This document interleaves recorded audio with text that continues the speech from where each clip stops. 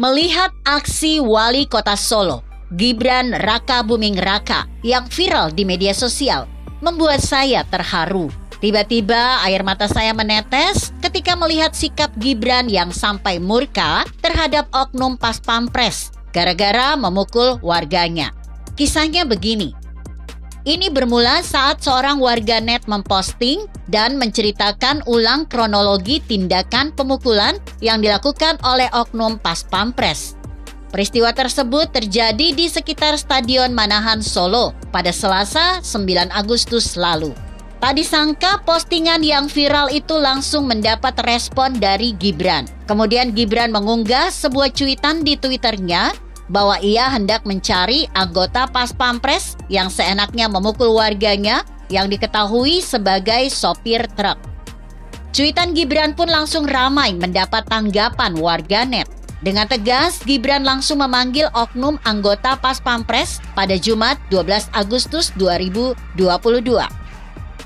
Diketahui oknum Pas Pampres tersebut bernama Hari Misbah. Pas Pampres itu pun tiba di Balai Kota Solo sekitar pukul 10.36 waktu Indonesia bagian Barat dan langsung masuk ke ruangan Gibran. Nampaknya Gibran benar-benar murka saat bertemu dengan oknum Pas Pampres yang mengaku sebagai pelaku. Gibran pun mengundang sopir truk yang jadi korban pemukulan anggota Pas Pampres itu. Ia juga sampai memanggil pemilik mobil rental. Setelah pertemuan itu usai, anggota Pas Pampres Hari Misbah pun meminta maaf atas kejadian itu dan ia mengaku sudah hilaf sehingga memukul pengemudi truk. Namun, ketika Hari Misbah baru memulai keterangannya di hadapan awak media, tiba-tiba Gibran muncul dari belakang dan langsung menarik masker yang dipakai anggota Pas Pampres dari tim advance tersebut hingga lepas. Wajah Hari Misbah sampai terlihat jelas. Dalam klarifikasinya, Hari Misbah menceritakan kejadiannya hingga terjadi tindakan pemukulan. Ia menguraikan saat itu sedang berada di lampu merah kawasan Manahan dan hendak menuju ke daerah Sumber dari arah timur. Lampu sudah berubah menjadi merah, namun ia masih memaksakan untuk maju. Kemudian dari depan, mobil sudah tutup. Akhirnya kena bagian belakang truk dan mobil yang ditumpangi oleh anggota Pas Pampres tersebut pecah pada bagian kaca. Misbah sendiri juga mengaku kalau dalam kejadian tersebut ia sedang tidak dalam keadaan urgent atau penting. Saat kejadian tidak sedang mengawal sendiri, pakai mobil rental dan pakai sopir. Ini murni kesalahan saya, akunya. Putra sulung Presiden Jokowi ini dengan tegas tidak terima jika warganya menerima tindakan pemukulan. Apalagi warga tidak salah dan anggota Pas Pampres pun tidak dalam mengawal siapa-siapa. Saya tidak terima warga saya digituin. Dia tidak salah kok.